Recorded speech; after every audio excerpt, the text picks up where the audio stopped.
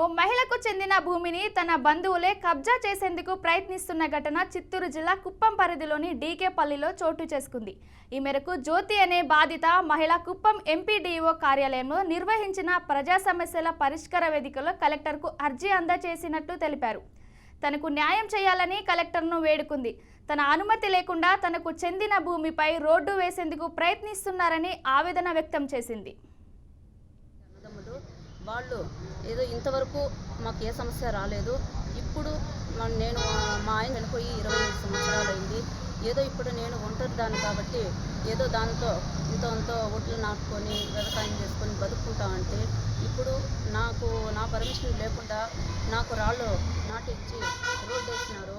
Survey ఎత్తుతాము మేము, వాళ్ళు survey ఎత్తినప్పుడు చెప్పినారు సర్వే ఎత్తుతా ఉండాము, మాది 10 సెంట్లు పోయింది అని. సరే నేను కూడా నా డౌట్ క్లియర్ చేసుకుంటాను, సర్వే ఎత్తుతాను.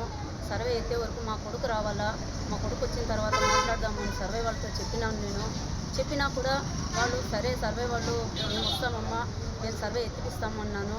సర్వే ఎత్తి రోజులైంది. సరే వాళ్ళు రేపు వాయిదా ఇచ్చినారు, రేపు వస్తాము. వీళ్ళు మా భూమి పక్కన ఉండేవాళ్ళు వాళ్ళు రోడ్డు వేసి అంతా జేసీబీని పెట్టి మొత్తము రోడ్డు వేసి వదిలేసినారు.